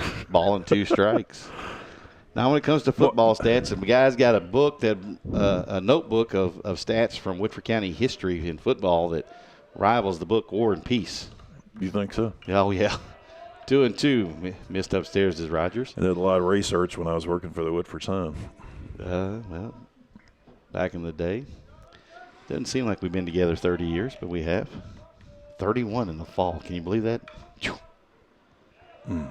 That means one of 2 things. We've been around a long time, and the second thing is we're both getting old. Full count to Corum with 1 gone. Well, everybody's getting older with us. How Parker about that? Thomas on deck for the Jackets. So if Corum can reach with 1 out, that'll be the tying run. Out away, ball 4. And he went with a breaking pitch. Looked like a slider, did Rogers. And the runner, since Corum is on first now, I think will be Denton. He's usually the That's here who he it comes. is. Denton. We were talking about these uniforms. They don't look too bad with that black and that gray. You call them the Houston Astros uniforms. But we were talking before the game started, Mac, if the numbers had gone solid gold, and maybe with the black outline. They have a gold easier. outline. They have a gold outline of black number, but still, it's half the number kind of disappears into those stripes. Yeah, unless you're sitting here looking at it as close as we are, then you got a chance there. All right, now Woodford with a runner on, only 1 out. That's not Barnes, is that out there? That's not LW, is it? I thought LW is a little bit bigger than that. Didn't he? I don't know. Huh? You know, I remember LW from his days as a player, basketball player, and I don't know. I think that's the guy who also is a basketball referee, I do believe. Well, Darren. New pitcher for the Bearcats is number 24. 24. And well, you know what? That's one of the numbers they don't have. Well, look on your phone. I'm going to. Yeah, I was thinking ahead of you there, Mr. Calvert. So anyway, we're. Can you believe we're only 3.5 months away from the start of football season. Well, we do have some baseball still left. As Darren mentioned a while ago, the Western Hills game that was rained out is now set for Monday, and that will be at Western Hills, and that's 5:30. Now, other games to close out the season, and it will close out in a hurry, will be Lexington Christian. That'll be a home game, and that will be next Wednesday. Next Friday, the Jackets will take on North Oldham, and it doesn't give us a site for that. And then they will meet the following day, Bullitt East, and that will be at Bullitt East. Or will it be at Eastern, because Bullitt East and Eastern are both opponents on May 14th. Does it say? I'll look it up here in a minute. I think it's at Bullitt East that the Jackets will play Bullitt East and Eastern. 24 is Luke Dowell, Dowell. And then as we finish the schedule on the 18th, Montgomery County, at Nelson County on the 19th, hosting Dunbar, and that will be the last home game on the 20th, and then go to Anderson County for the rematch on Saturday, May 21st. Well, not a whole lot of did Jay just see lightning over there? He's pointing at the umpire. I don't know if he said he saw lightning. It's been a pretty calm afternoon, just cloudy. They are looking around right now. The plate umpire is looking. I don't know. I don't know. LW Barnes going to come out and say, this is not on my lineup card. The Woodford County switch? I don't know. LW Barnes. What did Woodford do? I don't know. Coach Barnes came out and shook a lineup card at the plate umpire. I don't know what he called it. Parker Thomas is actually supposed to be. That's Parker Thomas. At the plate. I think it was all a misunderstanding. Well, you're more forgiving than me. But Thomas with one down, a runner at first now. And he is 1 for 1, a sacrifice fly that played the Jacket run back in the first. And then he singled leading off the fourth.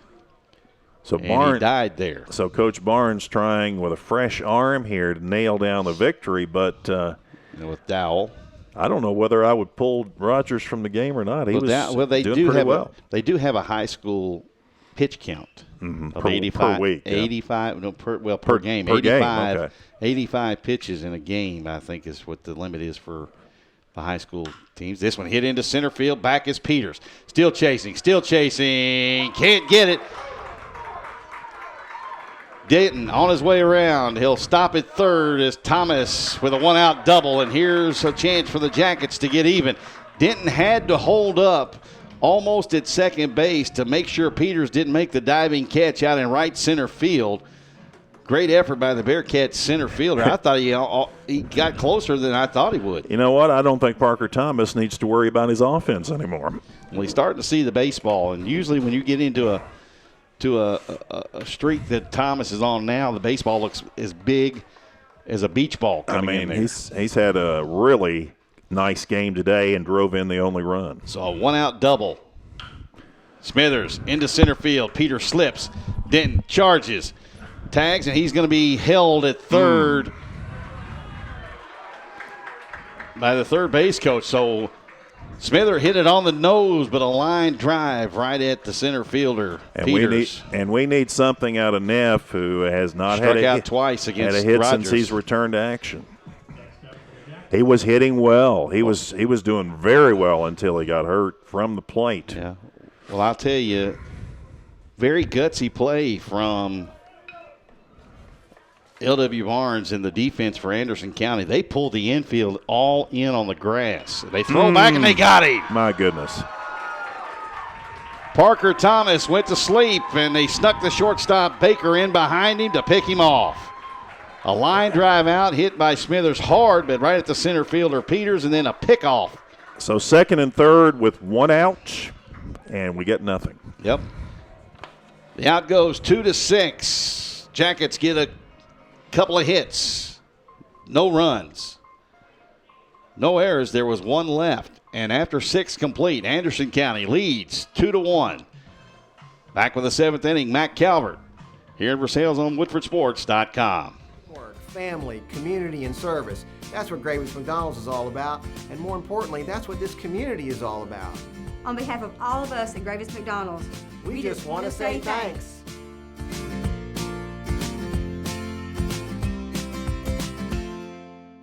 Thank you for letting Jack Kane Ford keep your family safely on the road for generations. 54 great years. Jack Kane Ford makes buying a car fun, easy, and fast. 60 minutes guaranteed. You are driving away in the vehicle you choose. That's Jack Kane Ford. Wonderful selection of back row Joes from $1,500 to $12,000. Best service anytime. Plus, you get a 3-day money-back guarantee on all vehicles other than back row Joes. Jack Kane Ford. Depend on it. Jack Kane Ford. A good deal every time. Lexington Road, 5 minutes from New Circle.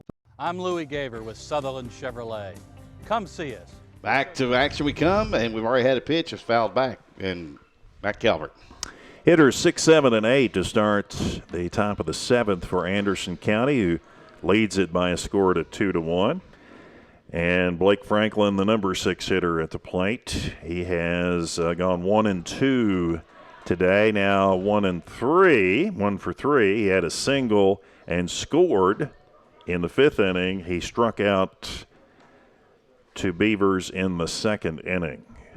So there's another Beaver strikeout. That's his 9th strikeout of the day. And this is the new pitcher. Now, who'd you say the new pitcher was? Dowell. So Dowell will bat in Rogers Place here in the 7th inning. And he swings, hits one at the third base. Long throw by Neff is not there. That's Smither. Smither, I'm sorry. So that'll be a base hit. Parker Thomas. Certainly a tough play to come up with there. Well, a nice job of knocking it down by Smithers. He got up through a one hopper to Thomas. Didn't have much of a chance.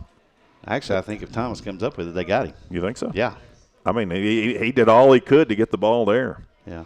Looked like Thomas, though, stretched out towards second base instead of where the throw was coming from Smithers, instead of stretching over to meet him there.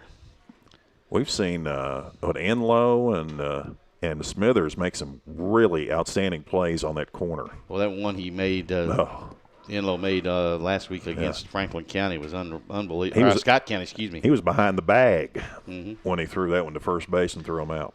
Of course, I love doing Scott County games, but, boy, as soon as I do, everybody in Georgetown over there knows me anyway, so it's like, number one, I either get picked on or given a free pass. Beavers in danger of walking a batter here, and he throws a strike down Broadway. 3 balls and 1 strike to Carson Alexander, who today has singled, and he grounded out to third base back in the 3rd inning. And he lost him. A 1-out walk. So now we have runners at first and second. 1 out. And the batter is the number 9 hitter, Dalton Lewis, who is 0 for 2 today, flew to center in the 3rd, struck out looking in the 5th. He's going to try to bunt an extra runner. Nobody back at second base at all.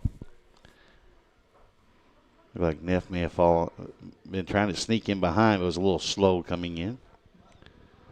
Coach Paul Patterson calling the defensive sets here for the Jackets. Beavers with 9 strikeouts. He's had a lot of double-digit strikeouts pitching this year.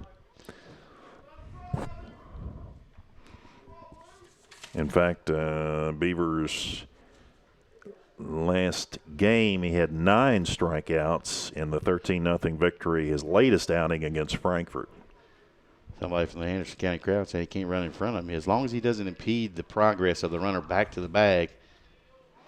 A lot of movement. He hit the batter. And hit the second batter. I think everybody was in motion on that one. Actually, I'm not so sure.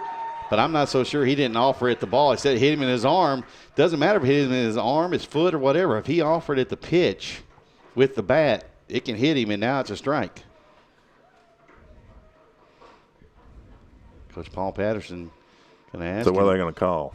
Boy, I tell you, I don't think the base umpire paid attention to it. Now, somebody from the dugout said something and got a warning. So they're going to get a hit batsman out of this one. So explain that rule again. If you square the bunt, okay, and you offer the pitch, in other words, you bunt at it, and you miss it, you don't make bat contact or anything. And it hits your body. It's a swing and a miss, and it's a dead ball. Bouncing ball through the middle. 1 run scores for Anderson County, and they load the bases, and it's 3-1. That's Peters again. He's hitting some tough luck for the Jackets, or for Anderson County, and now 5 hits off of what is undoubtedly the Jackets' ace this year. This is in Nate Beavers, and we have a timeout. This is a 1-17 Anderson County team. Well, wow, we've gone to the top of the 7th inning, and finally the base umpire notices Nate Beavers has a rubber band on his left arm. Well, Pearl had it there the whole game. You're right, and truthfully, to be honest with you, that's what the base umpire is supposed to do. Is when the pitcher comes out to the mound, he's supposed to see if he's got any kind of jewelry or anything on. You know, and really the home plate umpire should be looking at it too. If they got any jewelry on their arm or anything like that, it has to come off. But that's what you do that in the first inning. You don't do it in the 7th inning. So Tyler Peters with an RBI scoring dowel to make it 3-1 this inning. Mason Baker is at the plate. There's only 1 out, and here comes Paul Patterson, and it may be all for Nate Beavers here. We'll see. Either that, or he's called the trainer out for the Jackets. And is it. Yeah, and it's not the regular trainer for Woodford County, which is Walker Terhune. It's gosh, I can't even think of the guy's name. So we're gonna have Sam Flora pitching. I think so. Sam Flora, the right fielder, is trotting is that to the Flora? mound. No, that's Clay Rouse. Isn't it? I don't know. He came in from, I can't see his number. Yeah, that's Clay Rouse. Clay Rouse, who has appeared. He came through the gate or climbed the fence. Yeah. If I know Clay, he probably climbed the fence. Now, you're in for a real treat here. He's comes from the down and under. I found the story out on this. He was actually an over-the-top pitcher until Coach Patterson got here.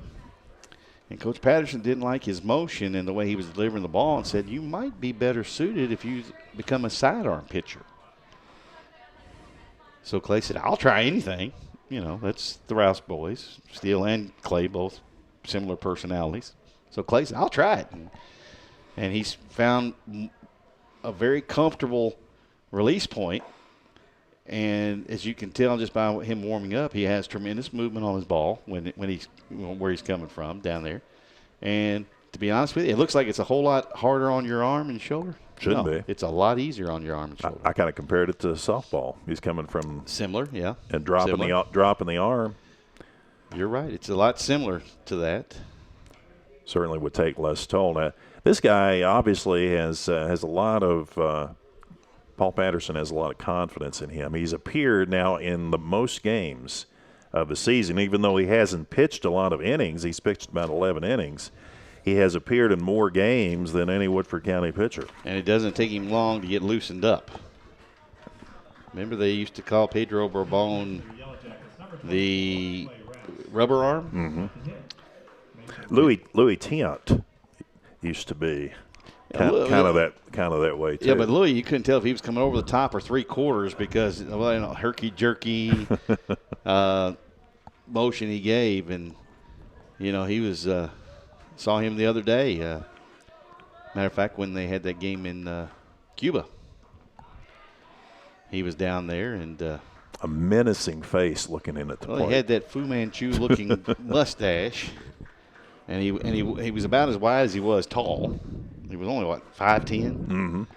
And he went a comfortable, 235, 240. And but he'd have it wasn't an inch shape. We won't say it wasn't an inch shape 230, 240. It was rotund. And he'd have a chew in his mouth, and it would kind of drizzle down that Fu Manchu. Uh-huh. And it made him look kind of he didn't have a awesome. chew. He had a leaf, a whole tobacco leaf of chew in his mouth. Rouse makes him swing and foul it off, and the count is full at 3-2. So this pitch Could score a run if he doesn't throw a strike. We don't have a report in Frankfort. Or down in Louisville, I should say, Woodford County facing. He missed, and that'll score a run. Much. And Clay Rouse didn't like that, and I agree. I thought it was a strike, and the umpire said it was away. And I'll tell you right now, as bad as it is for a hitter to pick up a ball from a sidewinder like this, it's even more so for an umpire, and especially at the high school ranks, you don't see a lot of them at all. Bryce Edmondson today is 0 for 3. Grounded out to second in the first inning. Another good hit pitch. by a pitch in the fourth, and flew out to, I believe that's first base in the sixth. Yeah, that was a foul ball to Thomas over here. 2 runs in the books here in the top of the 7th for Anderson County. Looking for a double play. Nope, they throw to first. Oh, they call him safe? Yeah, they called him safe. Holy cow. They called him safe. Wow. No argument from the Woodford County dugout. We're going to get an error on that one? No, you get a fielder's choice. Okay. But I thought a good pick by Thomas at first, unless he pulled his foot. And you know what that did? It scored another run. Yeah, pulled his foot, I guess. Nice job by Browning to, instead of going to the bag, to get the tag and try to get the throw onto first. 3 runs in this inning. Runners at the corners, and this is still this is Labhart. Yeah, that's 2 outs, and this is Labhart. He struck out twice and grounded to second, 0 for 3. Those 2 strikeouts were Nate Beaver's strikeouts. So Rouse came in a jam here, and things have kind of blown up on him. Well, it's tough for anybody to come in with the bases loaded. But he got what he wanted. He thought he got a call third strike, which looked like to be a strike, but the plate umpire said no, it was away, which plated a run and kept the bases loaded. So what does this odd delivery by Clay Rouse, how is what the batter sees different than an overhead guy or where he sees the ball at the release plate? Point? It's tough to pick up because there's a couple of reasons. Number one, you're not coming from a regular release point, which would be either straight over the top or a 3/4 delivery. Oh, my goodness. Well, it's all coming apart here. That'll score another run, and that'll be an E5. Yeah, Smithers the ball came up. He played the bounce okay. The hop just fine. It was the transfer from the glove to the bare hand that cost Smithers the error there. So we have runner at first and second. And we have 2 outs, and this is Connor Wells. He's the 9th hitter for Anderson County here in the top of the 7th. They have scored 5 runs, four runs, 4 runs, and lead it 6-1. Rouse throws a strike, no balls and 1 strike. Boy, Woodford through 4 innings, Darren, it looked like playing solid, even though we only had a 1-0 lead. There's a high bouncer. Rouse will throw to first, and the inning is finally over. Well, the thing is, you gave extra outs, number 1 in the inning, and we'll get back to that thought in the bottom of the 7th. So 4 runs in the inning for Anderson County. They had, I'm still looking for hits. Should be 3 hits, shouldn't it? 2 hits. 2 hits? 2 or 3. 2 hits. They got 5 hits in the inning. 5 hits overall. Do we have an error? Yeah, we had 1 error. 5 hits? I don't have 5 hits. They got 5 hits. No, they got 5 hits on the board. 5 hits total. No errors in the inning. There was 1 error in the inning, and left on base should be 2. Mm-hmm. Okay. So 4 runs, 2 hits, 1 error, and 2 left on base in the top of the 7th. We go to the bottom of the 7th, and Woodford has a lot of catching up to do, trailing 6-1 to Anderson County. We'll be back on WoodfordSports.com. How how we make buying a car fun again. Sutherland's the only dealer in the state to be awarded the prestigious GM Mark of Excellence Award. And we're easy to get to, just 6 miles past the Fayette Mall. No hassle, just the Sutherland advantage. For price, service, and selection, nobody beats a Sutherland deal. Sutherland Chevrolet. Kentucky's best Chevy deal.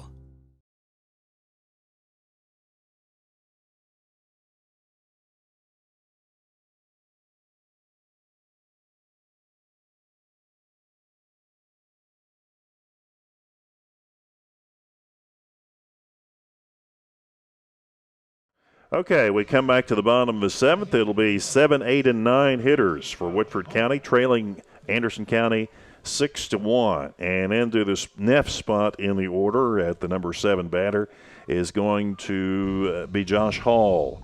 This is only his third game appearance this season. He's batting .500. He's 1 out of 2. And Hall batting here in the bottom of the 7th, trying to get something going. Woodford came apart defensively in the top of the 7th, allowing 4 runs. And Hall is quickly retired in this inning. And we have another new pitcher in there. Mason Baker is now pitching for Anderson County. Well, Dow did what L.W. Barnes and the Anderson County staff wanted him to do. He got out of the 6th inning. So Griffin Blankenship playing in his 10th game, hitting .333. He's 1 out of 3 this season. As Coach Paul Patterson, I guess you could say he's waving the white flag here. No, he's trying to push buttons to get people on base. Just trying to find somebody to put the bat on the ball. The bottom half of the bottom third of the lineup, Mac, has struck out. Mm-hmm. Pitch is total of 4 in there times. for a strike. They are 0 for 5 with a walk and 4 strikeouts. I guess that's a reason to try somebody else. Blankenship watches a strike. No balls and 2 strikes, right? I think so. They have 0-1 on the board. Pitch is a little bit high. Now Baker must be the ace for the Bearcats and maybe not gotten a little bit some work. Trying to get at least an inning of work here in a situation where maybe Anderson has missed some games because of the weather. So Connor Baker now they put the second strike on the board. 2 balls and 2 strikes. Now Franklin County's running through the 41st district in the next 5 days. They play Woodford here today. Tomorrow they're at home against Franklin County. Then Friday they have a doubleheader against Western Hills in Frankfort. So their senior day is coming up here in a couple of weeks when they play Woodford County on May the 21st. But how about this? 2 days before that, they play the defending state champion, West Jessamine. And how about Jody Hamilton? Wins one at Boyd County, or actually wins a couple at Boyd County, and comes to West Jessamine in his 3rd year. He wins the state title. And this may do it as the center fielder, Tyler Peters, puts it away for Anderson County. And a disappointing last couple of innings for the Jackets after they had led 1-0 and had done a pretty good job of defense and pitching. It just all kind of evaporated in the 5th, 6th, and 7th innings as Anderson County came up with some runs. They came up with 1 run in the 5th, 1 run in the 6th to take the lead, and then they just put it away with 4 runs in the top of the 7th inning. They only had 5 hits today, 6 runs, 5 hits, no errors. Woodford County, Darren, had some chances to score some runs and get themselves further out in the lead. There was the 5th or the 6th inning, we had runners at 2nd and 3rd and 1 out and didn't get the runner home, any runners home. We had a couple of issues with that, but we also had issues where, Colin Inlow on a hit and run, stumbled coming around second, which broke his stride, which he probably should have stopped at second. He got thrown out at third base. We had Denton got caught stealing. Then we had runners at second and third, one out, and we couldn't get a runner. Couldn't get a run home. Smither with that one out hit a rocket to center field, but unfortunately hit it right at Peters. Just things that happen. And when you're having trouble winning ball games, that you can point at little things. Some of it's base running, some of it's getting key hits when you need them. Some of it is working your way out of jams, whether you pitch and you get strikeouts or you let your defense do the work and they help you out. We talk, and it's hard to compare different teams of different years, but it's real hard when your pitching staff is doing a job of keeping teams down offensively, but you can't make a defensive play. You have either a throwing error or you have a juggled ball or a bobbled ball that leads to that, to extra outs. If you give teams extra outs, I don't care what your record is. You could be 1-17 like Anderson County was today, or you could be 17-1. If you give extra outs to a team, they're going to jump all over you. Teams that win ball games, and I know Anderson's only 1-17 now, 2-17, but they make you pay when you give extra outs, when you're not able to field the ball or throw the ball and get an out, or if you have trouble throwing strikes, they make you pay. And, that's this team's biggest issue I see. There's two things. One, sometimes they make really poor decisions on the base paths, and then other times it's fielding or throwing. And that's what happened to them the other night against Bryan Station. Coach Patterson told me before the game today, they just fell apart defensively, throwing the baseball around the yard. So, this season's not a total loss, but you've got to correct these minor problems right now, or you'll be going home early. Now, you still have a chance of winning the district. Okay, you may get help. In that continuation of that game against Western Hills, you've got to get that win down there. That way, makes both you all have one loss, and then they still have to play Franklin County, and maybe you get some help from the Flyers in knocking off Western Hills. Now, well, it looks like you're going to be the number one. You're going to seed. be 1 and 2. You're going to be a 1 or 2 seed, but you don't want to be the 2 seed. Okay, you want to be the home team going into that championship game. Because Frankfort is definitely the weakest. They're the team in the district. They're a team who's down. They really are. Now they usually have fairly decent talent. This year that they're down at the baseball level, but you want to be the 1 or 2 seed, yes, going into the district tournament. You just want to be able to win that first game. But here's what: if you're Woodford, you don't want to be that 2 seed because now you got to play Franklin County, who's played you tough once on your home field. Okay, and you see where you won 12-0, or you beat Frankfort a couple of times really easily. Right. So you want to be that 1 seed, and you can throw if you're the 1 seed. You can throw not your number 1 pitcher and save him for the championship. You can throw number 2 or number 3. Right. But you don't want to take that game too lightly either. Mm-hmm. Now I know that's it's 2 or 3 weeks away, but you don't want to, you don't want to be able to see Frank. You already knocked him off twice, but you're going to have to burn probably Beavers in your first game. Mm-hmm. If you play that 2-3 seed. and here's the other thing too. Now you may wind up being the 2 seed if you and Western Hills both finish with 1 loss, because now it's decided by a coin flip.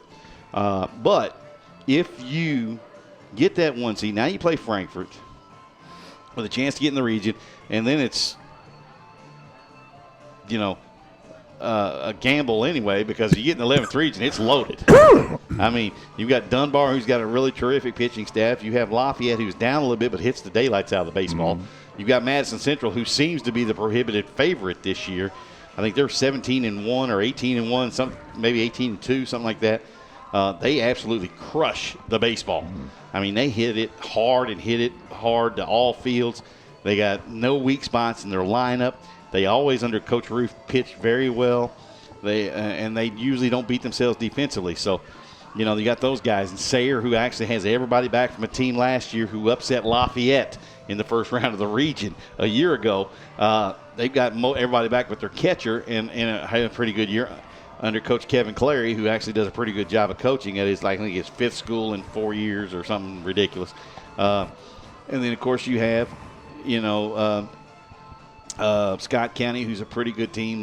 They've got 2 losses this year in baseball, both of them to Woodford County, or at least they had 2 losses. Here's what makes no sense. Scott County has like 4 losses all year. We've given them 2 of them. 2 of them, yeah. And then Anderson wins 1 game up to this one, and now we hand them a Well, we've lost to 2 teams that we probably should have beaten on Friday against Bryan Station and today here against Anderson. Not taking anything away from Anderson, and especially Parker, or not Parker, but Higgins, the starting pitcher. It wasn't Higgins. What was his name? Rogers. What did it come up with Higgins? I don't know. Just pulled it out of here. Bob Higgins. No, it's Bob Huggins. Woodford County's Bob Higgins. But Huggins. Now, Rogers threw a heck of a baseball game. He, in his time out there, I think it was struck out 7, walked a couple of hitters. Really didn't give Woodford any extra outs, did Anderson County. They committed no errors today in the field for the Bearcats, and you see they kept the game close with good pitching, solid defense behind Rogers through the first 5 innings, and then got really good solid relief help from Dowell. I can't believe and then Baker. I can't believe that's a 1-17 team. They don't look it, do they? No. You'd expect them to. It kind of makes you wonder. It maybe took a little time for them to gel because of the youth on the team. I mean, today they start 5 sophomores. The entire outfield was sophomores. Your pitcher was a sophomore. Your first baseman's a sophomore. Now the 2 juniors at third and home, and Labhart and Lewis, and then the veterans of the group, Baker and Wells up the middle, and it's short and second, respectively. So, Woodford's got to do some soul searching right now. You lose a couple of games you should have won. Now, as a competitor, you got to look at yourself. The coaches can only do so much. They can drill you so much and go over stuff and talk to you and maybe correct some things, by lineup changes and the like. But here's the key. They have to look at themselves in the mirror and say, okay, do we quit, roll over, and call it a season? Get the one win in the district and move on to the region and have our one day in the sun on Memorial Day in the region, or do we fight and take pride? And Woodford's starting to hit the baseball now a little more consistently. The problem is now you got to hit with people in scoring position. You got to hit with runners on. And Nate Beavers has nothing to be ashamed of pitching. Clay Rouse came in and did a nice job. I thought he got squeezed on one call at least. But that was the one that walked a runner home. Yeah, walked a runner home, and and I thought it was a good pitch, good pitcher's pitch at the time. But you got to shake that off of your Clay and go back and go back to work. But there are some good things you see with this ball club. It's just they got to correct some small minor things, and then they've got to be able to get timely hitting, which today they didn't have. Yeah. All right, the final score again was Anderson County 6, Woodford County 1. Our next broadcast, who knows? Who knows? Just we'll let you know. Tune in occasionally. We'll let you know. Just tune in occasionally. Yeah. Tune in at 5:30 every day, and you may get lucky. You may find us. You may get lucky, but then you may not. Okay, for Darren Douglas, Casey Cooley, our engineer, this is Mac Albert saying so long. Holy cow. On WoodfordSports.com.